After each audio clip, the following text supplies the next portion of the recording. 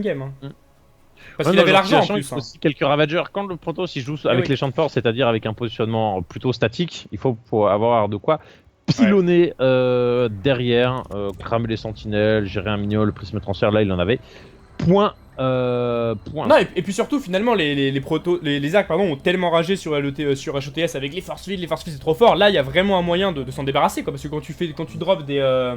Plein de petites billes sur les sentries, ça oblige les sentries à bouger. Et de ce moment-là, tu peux plus mettre autant de force field que tu veux, quoi. T'as plus vraiment la même mobilité, la même gestion des force field que sur HOTS. Et en tant que Protoss, je l'ai vraiment ressenti, moi, au niveau des fights contre Ravager. C'est beaucoup plus dur, en fait, de poser de bons force field. Et donc, de ce fait, le Ravager devient un peu indispensable contre du force field, quoi. Complètement. Bah, il devient. En fait, ça empêche les combats de s'éterniser, de snowball en la faveur des Protoss. Là, ils se décident de suite. Donc, si t'as plus, tu gagnes. Si t'as pas plus, c'est la merde. En tout cas, on se retrouve ici sur le game numéro 2. On est sur Terrasse, le Prion, The Map, Zerg. Ouais, Zerg. Ça, c'est chaud, PvP. En haut à gauche, donc. De la team Storm Gaming. Et en bas à droite, le bon vieux code barre Patience, qui est actuellement 9ème GM du ladder coréen, quand même. Donc, ça se respecte pas mal. Le mec qui pète. J'ai l'impression que les Protoss coréens ont le vent en poupe. Là, ça y est, ils ont commencé un peu à s'apprivoiser le jeu. Et voilà, la race Protoss, on l'avait dit, hein, de toute façon, race Protoss qui paraît très compliqué à jouer au début, mais à niveau pro, quand ils vont avoir bien compris comment on la joue, et même vous, quand vous allez bien comprendre comment jouer Protoss, vous allez voir que ça va être une des races les plus fortes du jeu, je pense. Ouais, il y a un potentiel de malade mental. En fait, c'est lié à l'adepte. L'adepte qui est micro-intensif, donc c'est galère à gérer, mais une fois que tu l'as, c'est fort, et voire presque un peu trop fort. Ouais, quand c'est vraiment bien géré, mais... Vu que c'est une unité en fait qui est complètement dépendante du skill, c'est très difficile à nerfer. Effectivement. Mais le truc qui est vomitif, c'est quand le mec il a 20 adeptes, tu t'envoies les 20 shades et qu'il te les fait pop sur ton armée, tu peux juste rien faire. ça c'est fort, ouais. Parce que c'est tout ce qui est unit à spellcast et qui est là. En fait, qui est le truc qui est le plus gros problème de StarCraft 2 depuis son tout début. Ouais, c'est au niveau de l'équilibrage, quoi.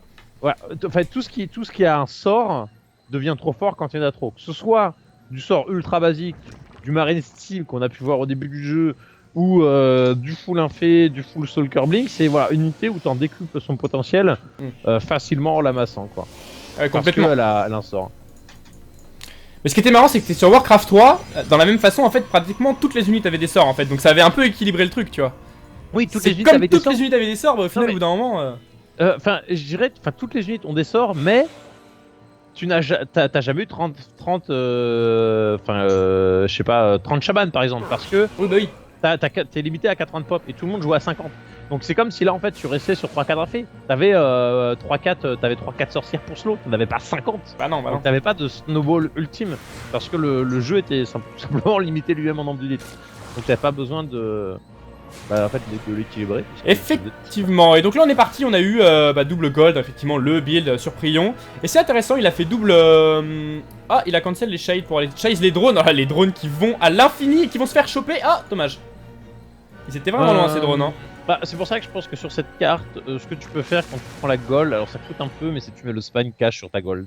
Ouais, moi, de toute façon, tu vas avoir du pognon, donc autant avoir l'aiguillon de suite. Ah, mais complètement. Le nombre de Zerg qui me font ça, parce que le BO de patience, quand j'ai un peu de mal contre Zerg ces derniers temps et j'ai fait ça, je me suis rendu compte que voilà, tu peux vraiment te faire plaisir au début quand le Zerg a pas speedgling et tout. Bon, là il va avoir speedgling, mais. Pour la simple et bonne raison que là il a perdu plus de temps à courir avec ses drones que d'avoir mis un spine. Ah, pour mettre sûr. Le spine. Si tu vois que le mec il a open comme ça avec le double gate, tu veux le spine cash. Enfin, je vais pas dire Pat n'en parle plus parce que le gars il arrive avant que le spine soit là et même quand le spine est là il peut quand même faire quelques kills, mais. Et là, il y a Perfect Wall ou pas côté patience? J'ai bien l'impression que c'est un Perfect Wall en mode non, mais je m'en fous, je Perfect Wall, j'ouvrirai s'il y a besoin plus tard. Et donc là, qu'est-ce que va nous faire le bon vieux patience? Est-ce qu'il va refaire un all-in sur B2, même s'il n'y en a pas beaucoup comme il l'a fait tout à l'heure? Ben, ça a l'air d'être simplement pour l'adepte. Pour l'adepte, il va naviguer entre les bases et puis il va le mettre mal. Il a peut-être sanctionné trop qui va être la même que la sanction qu'on a eu là et qu'on a eu la dernière game, c'est qu'il joue trop sur les links. Pas de spine par base, pas de pas de banning nest, et par conséquent, le compte d'Adep va pouvoir snowball très vite. Ouais, mais de toute façon, cette map en plus, là quand tu vois la double gold, il y a 40 drones. En tant que Protoss, si t'essayes de toi poser une B3 en mode gold, t'es forcément derrière et tu peux pas recoller face à un Zerg qui produit sur limite 4 hatch mass roach, tu peux jamais arriver à le dépasser quoi. Parce qu'au bout d'un moment, il y a trop de reprod et toi, même si tu poses ta gold, t'as une gold de moins, enfin bon. En plus, la B4 du coup, elle est vachement facilement sécurisable pour le Zerg vu qu'elle est juste entre ces deux bases donc. Vraiment, je trouve que cette map, en PVZ, faut vraiment voilà, trouver la faille en début de game ou alors faire un build qui va vous permettre d'attaquer avec des adeptes comme est en train de le faire Patience. Mais vous pouvez pas vous contenter de poser une B3 et de jouer macro, je pense. Non, je peux pas. Enfin, hier j'ai vu un petit joueur, mais justement c'était Munsic le faire, mais bon, il y a toujours une condition où le Zerg c'est un peu arnaque sur le build. Oh, alors que là il fait rêver. Justement, Trou est en train de lancer les fameux aiguillons qui vont lui permettre de tenir. Eh oui. Maintenant, on a un peu que de lignes. Même si quelques cafards sont en train d'arriver, on sent vraiment que sa composition essentielle, c'est l'unité qui va se faire broyer par celle que. Il a pas l'upgrade encore, si ça y est, 5 secondes avant l'upgrade des adeptes, et ça peut changer parce que, mine de rien, ces 5 secondes, bah c'est 10 Zerglings qui vont survivre quoi. Ouais. Alors là, il va complètement claquer dans la main ici, il croit faire le malin, mais il y a l'anticipation qui est parfaite, et c'est là où il a passé ses 3 spines tout à l'heure dans le de production. Justement, j'en ai vu 5, je me suis dit, merde, où elles il y a sont 3 bases, il y en a 5, où sont-elles? Non, 3 dans la main. Alors j'ai une question sur le chat de Bitson qui dit pourquoi c'est des petits cailloux en bas de rang. En fait, c'est pour éviter que le mec puisse te waller avec full bunker. Ouais, full pylône, un truc dégueulasse quoi. Ou full Ouais, hatch. Tu pourras toujours sortir sur le coin. Ou alors il faut que le mec casse le caillou, mais s'il casse le caillou, t'as le temps de le bourrer. Donc en gros, le jeu se faisait complètement abuser. D'ailleurs, pour la petite histoire, en fait, le quadrillage était avant axé différemment. Ce qui fait qu'avec 2 bunkers, 2 bâtiments, tu pouvais waller. Maintenant, il en faut 3, mais 3, ça restait encore trop fort contre certains all-in. Du coup, il y a le caillou. Et donc là, Patience qui va réessayer de jouer macro, mais pour moi s'il gagne cette game c'est un génie, parce que là il est vraiment en retard au niveau de l'écho, il est à 1600 contre 1200, enfin bon, il est face à un Zerg là qui commence à avoir plein de roach, qui a son T2 qui est fini, c'est très compliqué je pense quand même, hein, au niveau des nombres de drones tués pardon. Quoique, ouais. il est derrière au niveau de l'écho, c'est vrai que ces spines lui ont coûté très cher au niveau des drones à True en fait.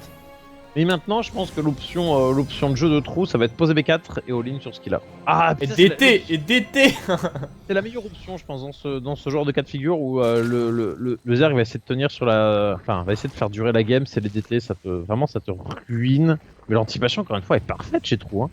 Il a juste pas de blé, mais il met un stop net à chacune des tentatives de son adversaire. C'est ça qui est énorme. Ouais, enfin bon, chacune des tentatives. Là, il va perdre beaucoup de drones. Au niveau écho, regarde, il est derrière quand même. Là, en plus, ça permet à Patience de sécuriser sa B3 tranquillement. De nouveau, toutes les larves là de True vont repasser dans du drone, ce qui va l'empêcher de pouvoir un peu bourriner. Bon, il a quand même une armée qui peut permettre de bourriner. Mais ouais, il a quand même une belle armée. En fait, il est là le problème. C'est que il a lancé full drone. Là, s'il partait full lings, c'était game. Ouais, bah regarde ce qu'il a. Il a rien. C'est là la pop. Ah, y a rien du tout côté Patience. Pour toi, c'est inexistant pour 2 raisons. La première, c'est que les sentinelles ne DPS pas. Et si tu transformes tes roaches en Ravager, tu as gagné. Ouais. 2 immortels, c'est cool. Mais à partir du moment où tu as des lings et beaucoup de Ravagers, l'immortel des DPS va complètement être perdu dans cette masse d'unités. Qui ne donne pas le bonus dommage des IMO. Donc franchement, là, il faisait à clic au lieu de faire ses drones, c'était fini. Hein. Game over. Ah non mais clairement. Et là du coup Patience qui va peut-être pouvoir tenir. Moi je pense que là faudrait qu'il go Pachug. Voilà, il le fait ici Ravageur, il go et. Mais là il peut encore passer, mais faut qu'est-ce qu'il fait voilà, regarde, tu vois le cycle de 5 trackers, il commence à changer la donne. Ah ouais. Il y avait rien. Les pylônes ils sont collés, il faut avoir les deux avec ses Ravageurs. Mais parce que aussi tu vois regarde, il est supply d'une part et il lance le terrier au niveau des lurkers. Ça a un investissement qui coûte cher, etc. Je pense que bon. Il y a toujours possibilité pour True de passer, mais plus ça va, voilà, plus il y a de pylônes, plus il y a de surcharge, plus il y a d'IMO, et plus ça va être compliqué de passer. Ah, ça... Voilà, il pourrait y aller, il peut gratter, de toute façon il a rien à perdre, True, il arrive avec quelques ravageurs, il gratte, au pire en plus il se barre, il balance les builds derrière lui, et donc du coup il peut back. Je pense que c'est... En fait il joue... Enfin, maintenant c'est peut-être un petit peu tard, mais il joue pas... il joue pas de la bonne manière. Il a peur d'une contre-attaque avec le prisme. Très bien, il faut l'utiliser à ton avantage. C'est-à-dire que il go Patience. Dans un prisme qui est rempli, si tu laisses 5 roach. 5 roach, il va à peu près gérer le prisme. Mais à peu près suffit parce que tu as déjà des spines en plus chez toi. Donc s'il vient sur une de tes bases, ça t'aide. Et de 2, s'il fait un full cycle de warp à l'extérieur, ça veut dire que chez lui il a rien et que tu lui broies sa base. Donc plutôt que de se servir de l'attaque du Protoss pour aller contre-attaquer, et il rentre dans le jeu, il y a un prisme. Il court avec ses 150 de pop en dessous. Maintenant au niveau de la concave, la Patience il va se faire ouvrir hein, parce que c'est la concave aussi affreuse de Prion, il y a un grand espace etc. Après, oh là là le battle lurker qui est tellement exposé, mais il y a 10 lurkers en prod. Donc au final on a pas mal craché sur True, mais j'ai l'impression qu'il s'est juste dit, allez je lance 10 lurkers et je vais lui rouler dessus quoi. Ah mais c'est jamais la bonne solution de laisser un peu possible. Parce que regarde les packs de minerais sur ces 2 golds. Ouais, c'est ça. On va terminer, hein. Là il y a plus de mutable. Hein. Rien qu'il temporise, c'est excellent ce qu'il fait, patience. Ouais, Patience qui joue bien. Après, au niveau de la counter-attaque, il y a quand même 10 lurkers qui vont siéger sur la B3, tu vois. Donc à un moment, il y a qu'un disrupteur. C'est pas encore gagné pour Toi, tu dis que ça suffit? Non, enfin, je vais pas dire que ça suffit. Ah merde, en fait, ce qui lui manque là, c'est des sentinelles. Là, il lui en faudrait 2 de plus. Ouais, parce Tu rajoutes 2 sentinelles et tu tempo la première armée. Voilà, c'est ce qu'il va faire avec ses Solkers. Il y a quand même beaucoup, au niveau des lurkers. En plus, il y a des Zerglings. Oh, il est tellement bon, mais il suffit pas le disru. Là, regarde, il va avancer. Aïe. Il lui manquait quelques sentinelles là pour tempo. Du coup, enfin, le Zer il se passe trop facilement. Attention, ça commence à s'enterrer, mais il perd pas mal, hein. Il y a 3 pylônes qui tapent, du coton. Bon, après, il y a les IMO. Est-ce qu'il va tenir? S'il tient, ce serait vraiment énorme. Patience. Mais sur la durée, ça va. Ah, il arrive quand même à se débarrasser de tous les immortels ici. Il va prendre un disrupteur. C'est pas trop mal ce que fait Trou, c'est même plutôt bon. Ouais, non, c'est bien ce qu'il fait. Là, derrière, la Riprod, il a quand même beaucoup de lurkers. Après, il y a la Riprod. Est-ce qu'il y a un Ops là côté. Il n'y a pas d'Ops en fait côté Patience, donc il peut pas empêcher. Tout simplement sa base de prendre juste super cher. Ouais. Ah, par contre, pourquoi il recule tout? Oh là là, c'est dommage. Il a peur en fait de la charge avec les DT et tout. Là, tu perds tes 10 derniers lurkers. Là, il y a la Spire, il va tenter de faire une transition de 17 mutas. Ça pourrait être le break, hein, parce que je suis pas sûr qu'il ait envie de réinvestir dans le moindre Stalker. Et qu'il est pas. Ah, il va peut-être avoir. Non, il va pas avoir la Spire en fait. Oh, il est sur la gold. Ah, il prend l'autre gold, le mec. Ah ouais, oui, c'est la game à gold. C'est ok, il y a que des golds sur la map. Je ne prendrai que des golds tout au long de la partie, tu vois. Ouais. Mais là, c'est vrai que c'est une game assez folle parce qu'il y a toujours pas la naturelle est toujours pas prise d'un côté de Chou, donc ça lui fait toujours ce petit pack de minerais un peu gratuit en late si jamais late il y a. 17 mutas, comme tu disais, ça peut faire la diff. Après, bon, on a quand même potentiellement des archons avec tout simplement les DT. Je sais pas si tu te souviens d'une game, c'était je crois que c'était Liquid Hero contre Bly ou un truc comme ça contre Guru. Et genre il y avait Trade Blaze, il était super devant le Zerg et il a attaqué sur 5 archons et il a perdu la game. Muta contre archon de toute façon, tu te souviens de cette game? Ouais, exact. Où il a AFK sur les mutas, il est revenu, il n'y en avait plus. Il se putain, c'était vraiment honteux. Oh là là, en plus il peut mettre ça, c'est pas mal le positionnement de ravageur là. Et là les boulettes de disrupteur, elles peuvent pas descendre la rampe en fait. Et ouais. L'attaque et leur cœur. Et si. Et leur cœur, c'est ça. Attention, 137 de pop à 141, le joueur Zerg est quand même largement derrière au niveau de l'économie, au niveau de l'armée. C'était pas au niveau de la patience qui était là en mode vas-y c'est bon, je reviens. Et là t'as la. T'as leur cœur derrière ta base. C'est ça. Ah là, c'est bien joué. En tout cas, un beau PVZ. Hein, là, Chou qui s'est un peu réveillé, qui a un peu arrêté de faire du gling. Donc il part Muta, mais quand même il va refaire du gling. Mais bon, sa petite transi leur cœur, on l'a pas mal critiqué. Oh, il a snipé là. Je sais pas si t'as vu, c'était bien joué. Ouais, et puis il est en train de loquer le suivant. C'est très bon parce que là il commence vraiment à faire dégénérer la game. Même si en termes de valeur d'armée, faire le go de face, ça semble un peu improbable dans l'immédiat. Il contrôle le terrain, il manque un peu de revenus, je trouve. Ouais, il perd pas mal d'armées aussi là. Oh là là, les lurkers qui vont être sur le feu nourri. Est-ce qu'il y a un ops? Non, du coup il y a pas d'ops. Mais il y a les disrupteurs. Hein. Il y a quand même une compo de dingue. Hein. Puis la gold là qui ressemble à rien. Du coup il fait le tour. Il va trade base. Oh là là, c'est affreux. Mais en plus on a quand même des disrupts qui peuvent vachement bien défoncer les lurkers. On a le plus 3 qui va se terminer. Oh là là, le trade base qui va être effectué. Toujours 50 probes côté patience. Et 36 mutas, je crois qu'il a le compte de mutas critique. Hein. Et attends, parce que là il vient de tuer. Attends. Là il vient de tuer l'Ops. Oh, la robot. Il vient de tuer la robot. Est-ce qu'il y a un Ops? Il y en a un. Il y a trop de mutas. Il y a juste trop oh là là de mutas. là, c'est bien joué. Ah, c'est bien joué ce qu'a fait tout dans cette game. Là, il a vraiment fait beaucoup de mutalisme grâce à ses golds. Oh, il est énorme. Et t'as vu? Est-ce que tu vois les mutas qu'il fait avec? Ouais, sauf que là, il y a des archons quand même, donc attention. Non, mais en fait, ce que je veux dire, c'est qu'il fait pas d'attaque move, il fait que du patrol. Patrol, ouais.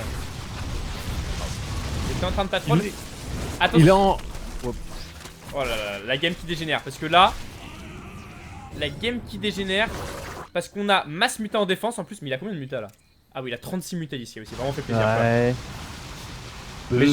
Est-ce qu'il peut tenir? Est-ce qu'on peut jouer le trade base? Parce qu'il a plus beaucoup de bâtiments, hein, le bon Mewtwo. Hein. Attention. Hein.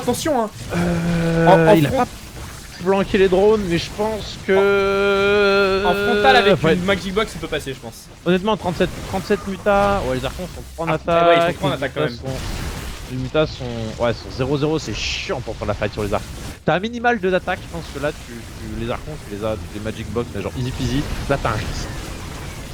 Ah, c'est tellement tendu cette game si jamais. Mais là, si Patience prend la game, il la vole en gros. Parce que là, il est vraiment en dessous au niveau de l'armée. Ouais. Voilà, c'est vraiment tendu. Oh, il hésite, regarde. Du coup, il repart sur la base.